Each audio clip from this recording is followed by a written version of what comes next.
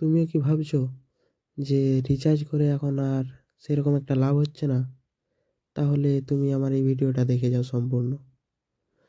আমার ফোনের স্ক্রিনে যে অ্যাপসটা দেখতে পাচ্ছ সেটা হচ্ছে পে টু ব্যাক অ্যাপ।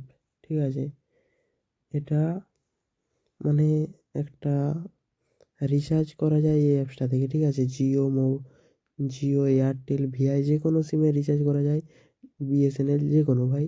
তার উপরে আবার টিভিতে যেমন DTH, electric bill, EMI, pay code, see all, মতলব সব কিছু।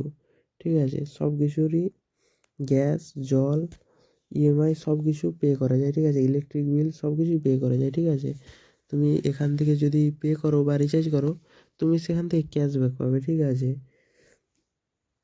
উম, যেমন তোমাকে আমি দেখিয়ে দিচ্ছি এখান থেকে ক্যাশব্যাক কী করে পাবে।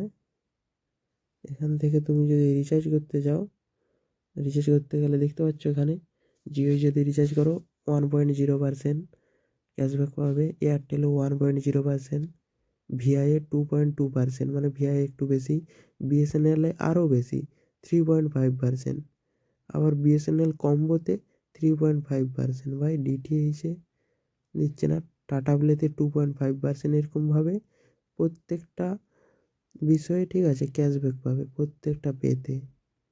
দেখতে পাচ্ছ আমার স্ক্রিনে তোমরা। ঠিক আছে, এভাবে প্রত্যেকটা জিনিসে তোমরা ক্যাশব্যাক পাবে আর লাভ করতে পারবে বেশি বেশি করে। আর এখানে যারা দোকানে বসে রিচার্জ করো, ঠিক আছে, তাদের একটু বেশি লাভ হবে।